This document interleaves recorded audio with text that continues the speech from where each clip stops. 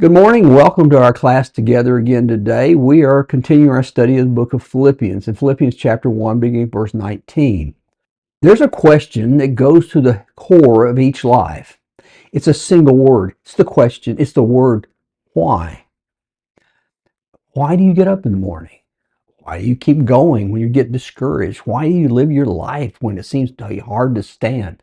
That's an interesting thread that holds things together, and we don't think about our purpose or our why very often. But how important really is it? Well, Friedrich Nietzsche, the philosopher, said that he who has a why for which to live can bear almost any how. In other words, you get through any kind of problems in life if you know why you're living. The humorist Mark Twain commented that there are two of the most important days of your life are these two. One is the day that you're born, but the second is the day you find out why. It makes all the difference in the world if you know why you exist on this planet and what you need to be doing. For Paul, it was a central question of life and death, something that drove him passionately each and every day, each and every minute of those days. And if we'll follow his example, it will be central to our own spiritual lives as well. But what was that? And how do you face both life and death on purpose? The power of purpose is an interesting thing. We tend to talk about purpose in life, but it becomes kind of a mist that has been cast up by self-help gurus that you need to find your purpose. What is that? How do you do that? I don't understand it when people say that kind of thing. It seems like it would roll off the tongue quite easily. Yet when someone has no reason to live, they give up. It's called being hopeless. You see it in school shooters who come in and shoot up a school. They kind of believe their life is worthless. There's no reason really to live. And you see it in someone standing on a bridge thinking about jumping to their death. They think that there's nothing that's worth living for. It's also something that helps a single mother who is working two jobs and going to school in addition to get an education to help her children. It's their purpose. There's something bigger than themselves. Or a father who's got the fourth stage of cancer, but he soldiers on because he's determined to walk his daughter down the aisle at her wedding. How do you find the why? How do you live your life? What's the purpose of your life? Well, it doesn't fall out of heaven or come to us in a dream. We'd love for that to happen. But instead, it's something we choose through commitment and conviction. And it's always comprised of two basic questions that you need to be able to answer these questions. And you need to answer them honestly, not flippantly, and not the way people think you ought to. Here's the first question. What do you live for? Whatever happens every day, what do you want to get out of that day? What do you want to be true at the end of the day? Not about what you've accomplished, but who you are. When you evaluate your day and you say, this was a good day, what made it that? It wasn't the things, but it's something that drives deep within you. Why do you live? The second question seems to be the opposite, but it's really not. What would you die for? A soldier might die to decide he would die for his country and his fellow soldiers. After all, those who have died in service many times, they do it because when a friend or a comrade goes down in battle and they go back into the war zone while the bullets whiz over their head to get them out, they have a bigger why. They're willing to die for something. It's what a mother would do for her children. Those are questions that get answered by Paul in today's lesson. What do you live for, and what would you die for? So in today's lesson, Paul has this purpose both for himself, but also a purpose for the Philippian church at the same time. So what drives Paul's life? In this passage, it begins by speaking both of questions of life and death. He begins by talking about his own personal spiritual why. For I know that through your prayers and the help of the Spirit of Jesus Christ, this will turn out for my deliverance, as it is my eager expectation and hope that I will not be at all ashamed, but that with full courage now as always, Christ will be honored in my body, whether by life or by death. Paul discusses his reasons for getting up every morning. It's what will govern his moments and his minutes. You hear his heartfelt convictions about his own life. First, he believes it's choreographed by the Holy Spirit. He talks about the Spirit's help. Now, that's a word that has rich history in the ancient arts. From it, we get two of our very common words that we are aware of that always are centered in the area of art. One is the word chorus, and the other is choreography. Ancient cities would have a town chorus, but each chorus would need a benefactor to supply whatever was needed, whether it would be money or it would be food or whatever. And so usually a prominent and prosperous citizen would step up and open his pockets, and that would be the person who would be helping in Paul's word here. Though the second English word is the word choreography, and that describes the design of the steps for a performance to come off. You hear that word help, and you have at its base that core, C-H-O-R, and it tells you something about what Paul is thinking of. You get the sense of Paul's life from the language he uses. The Holy Spirit becomes his benefactor and director of his life. For Paul, following God's lead was vital, not non-negotiable. He was both director and giver of all that he was going to ever need. But second, Paul believes that God will deliver him from the current condition. Now, while he uses a word that's usually translated as saved, the context doesn't seem to point to eternal salvation, but a release from prison. Why would Paul have such confidence that he's going to be delivered or saved from this place that he is in? But a man who speaks thus lives his life with a clear conscience. He doesn't explain it. He doesn't excuse it. He lets his life speak for him. He lives his life as God instructs, and for him that is enough. After all, he told Timothy, he was in the same situation in prison. I thank God whom I serve, as did my ancestors, with a clear conscience. Paul says, I have kept my conscience clear. My life has lined up with what I speak. And therefore, if there's any accusation to be made, it won't come from my life. The worst of circumstances usually reveals character well. Joseph Conrad wrote Heart of Darkness about an adventurer named Kurtz, who made a journey up the Congo River. In the jungle's heart, Kurtz turned into a vicious dictator. Conrad commented that he lacked restraint and gratification in his various lusts, and that he was hollow at the core, and that the wilderness had found him out. See, in prison, you might have found out something different about Paul, but his conscience is clear. He remains transparent in his faith to do God's will. And the question I think we always have to ask ourselves is, do we live well enough to believe that no matter what the circumstance you find yourself in, good or bad, that it will vindicate our profession as a believer? It's easy to sing the songs in church. It's harder to live through a prison sentence. So Paul says, I trust God for my deliverance. But then we discover a third indicator of Paul's purpose in another phrase. As it is my eager expectation and hope that I shall not at all be ashamed, but that with full courage now as always, Christ will be honored in my body, whether by life or by death. The translation honored obscures Paul's real meaning. It's a word that would be better rendered magnified.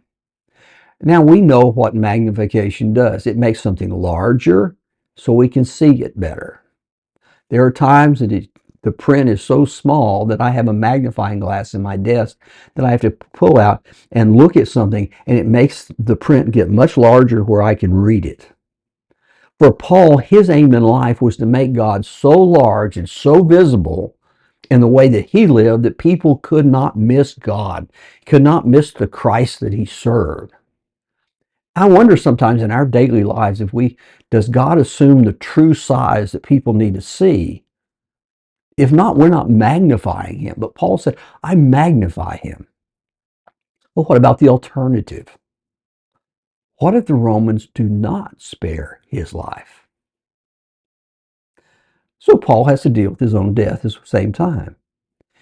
He knows that answer at the same time as the first one. For me to live is Christ, and to die is gain. If I am to live in the flesh, that means fruitful labor for me.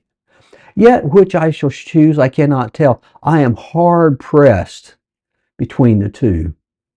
My desire is to depart and be with Christ, for that's far better. He says his life has no losing side. There's no losing proposition here. He has a reason for living and a reward for dying. He can't lose.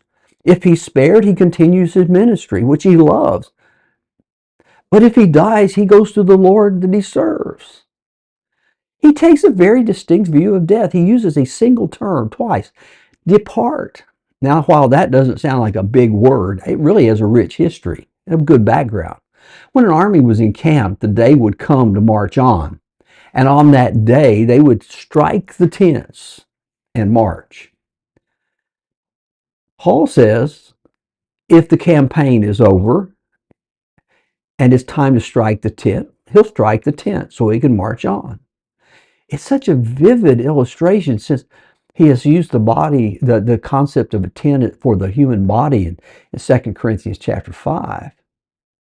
He's willing to say the campaign's over, let's move on.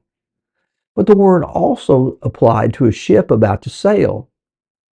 On the day of departure, the mooring ropes would be loosened, which was Paul's term there, and the ship would push off from the dock and head to a distant destination.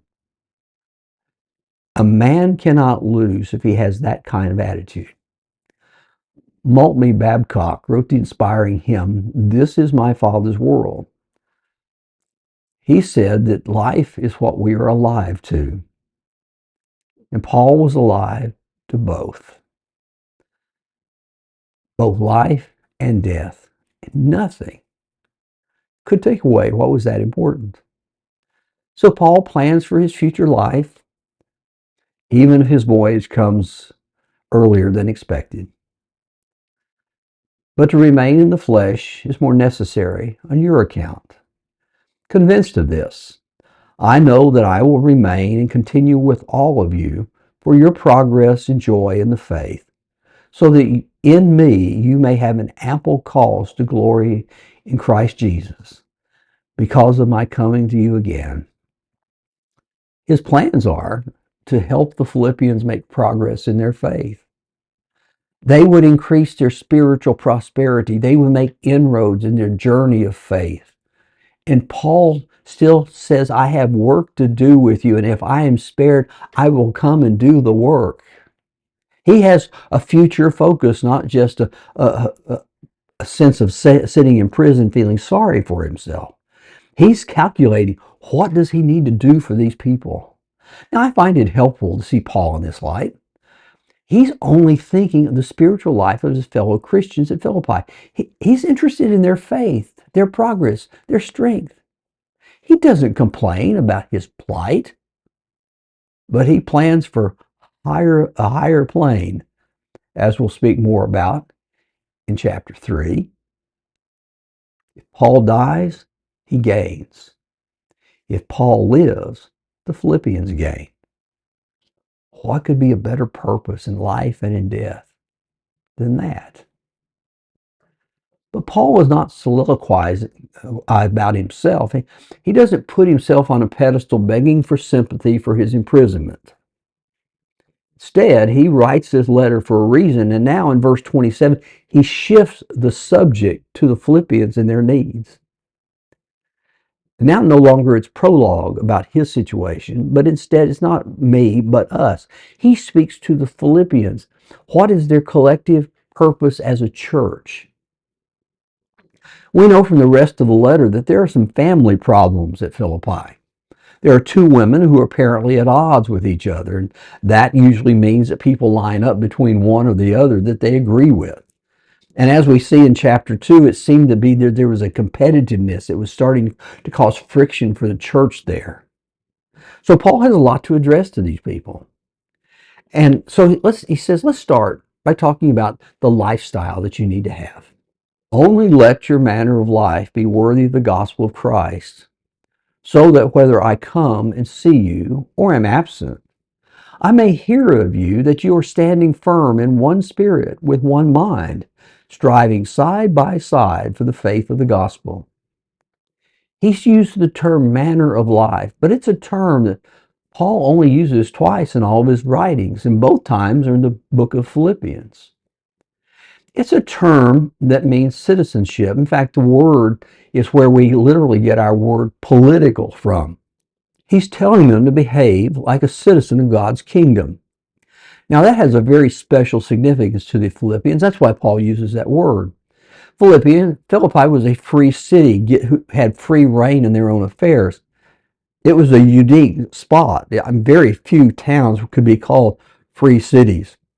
They can make their own judicial decisions. They had the rights that are not available with other cities under occupation. They had freedom of speech. They had freedom of commerce. All the things that we take for granted in the United States, they had as a privilege, and they considered it a privilege because they also knew the privilege could be withdrawn if it had to be. Because if they didn't live up to the status of a citizen city, Rome would come and take it away and put occupying troops as a conquered city. See, Paul knew that because he had played that trump card once. When he was imprisoned in Philippi on his first journey to the city, as we're told in Acts chapter 16, he knew what the laws were that were governing both Philippi and himself, that they had to treat Roman citizens as Roman citizens with the rights and privileges of a Roman citizen. So when you read in Acts chapter 16, beginning with verse 37, there's something that comes to light about what does it take to be a good citizen.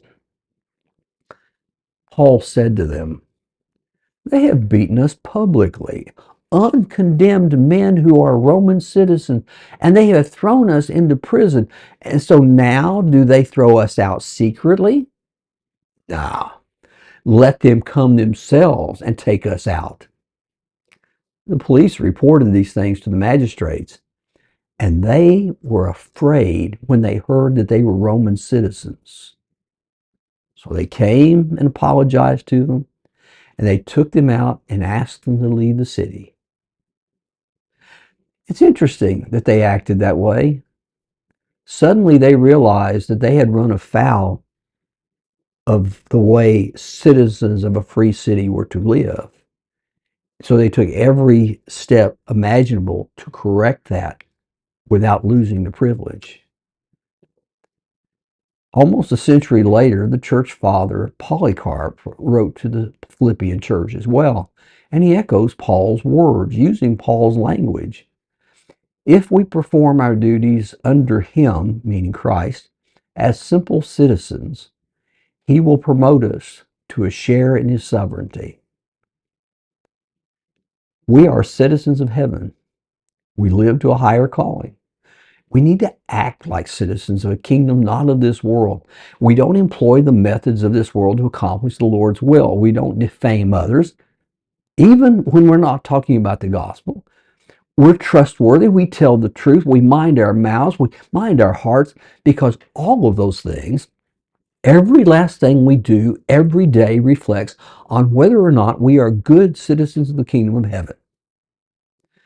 There's a reason that people think about the ugly American. It's because they have seen how they have acted when they've gone to their countries.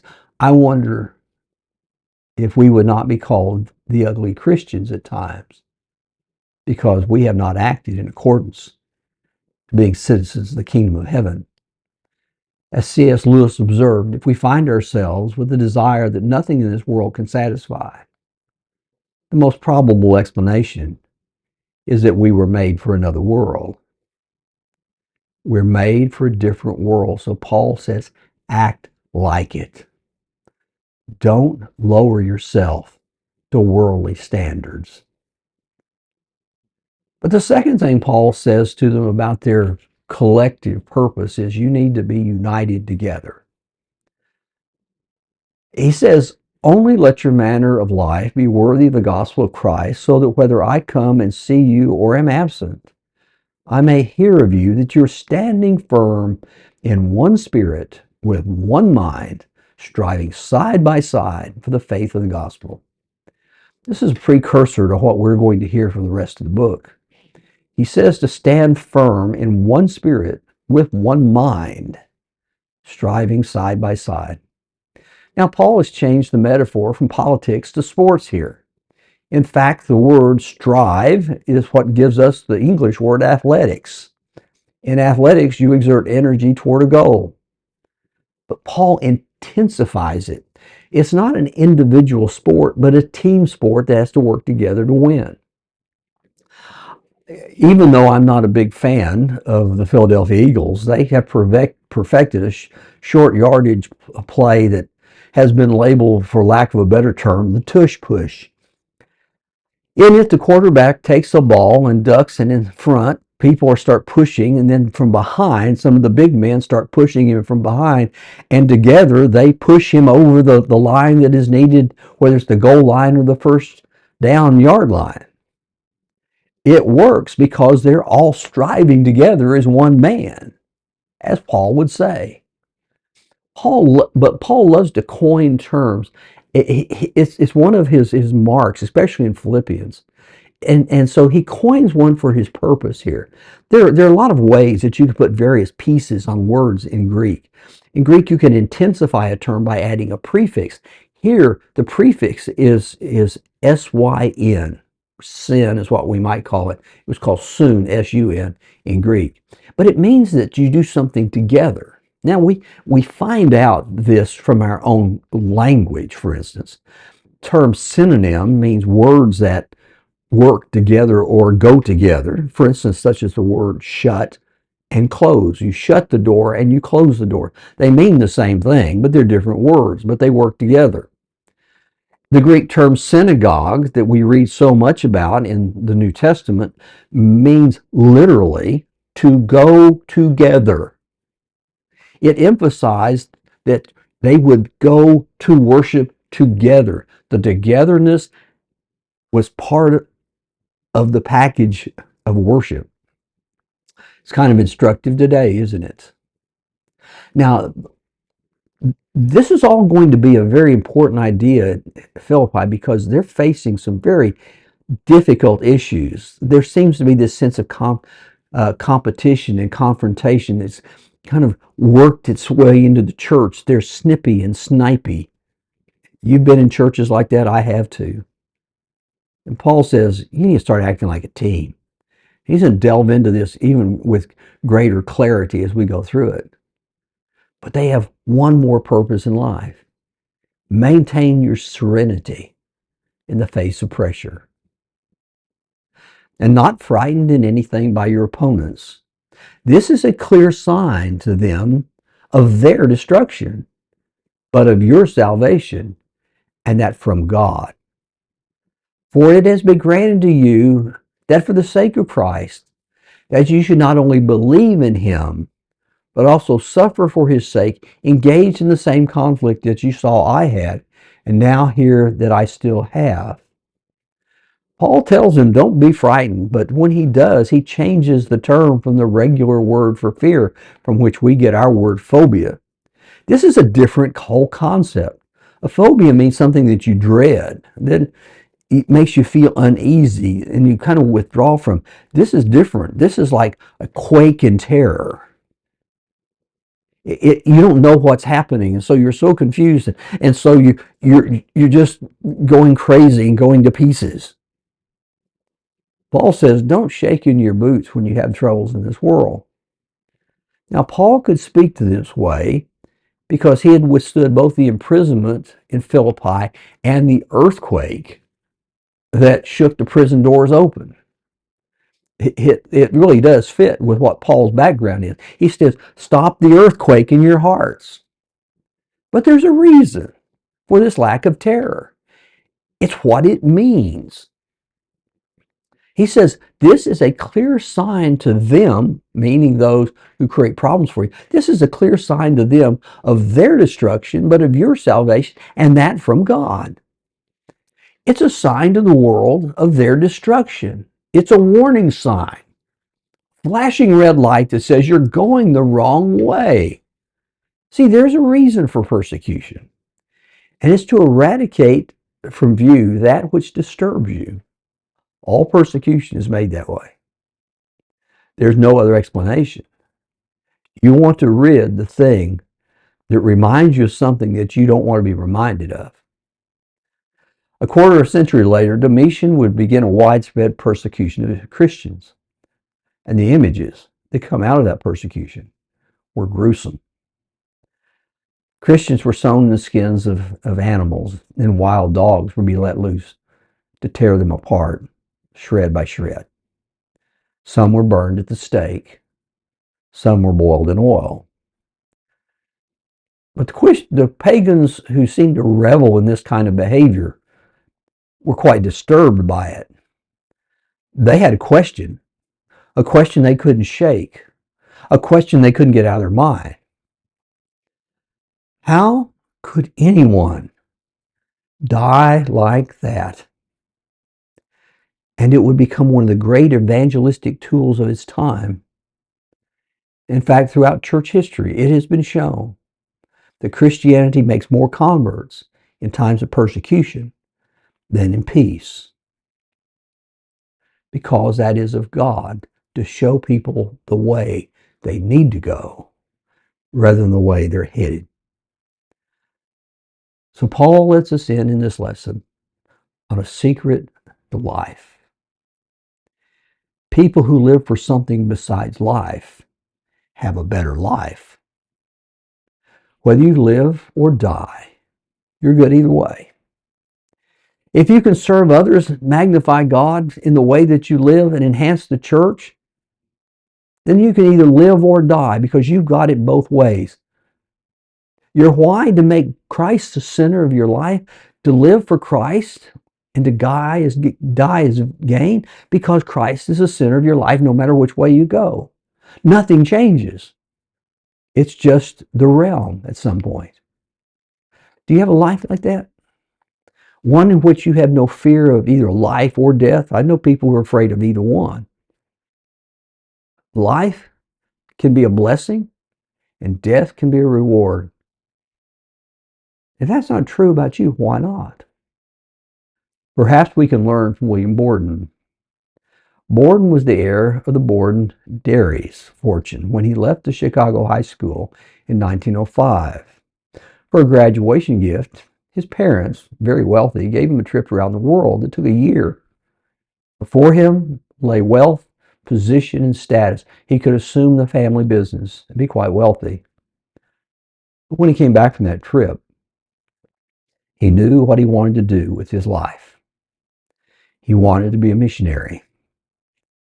His friends were shocked at the thought of him throwing away his life like that.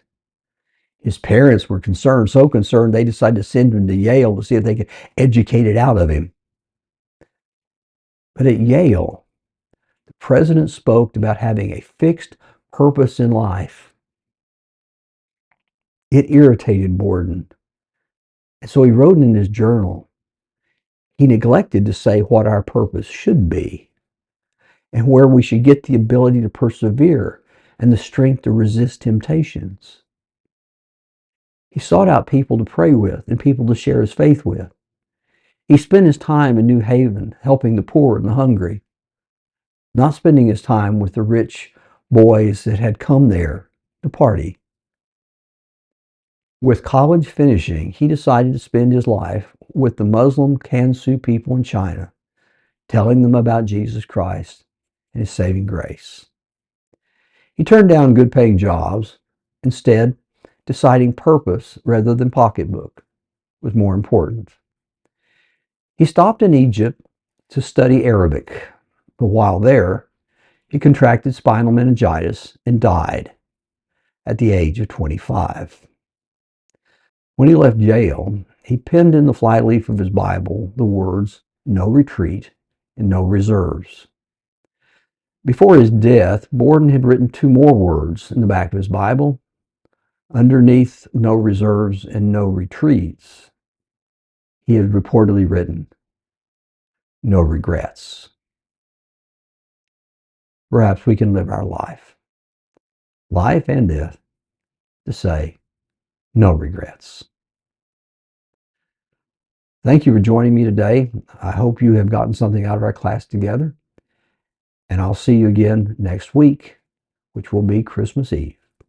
So until then, have a great day and a great week. I'll see you next week.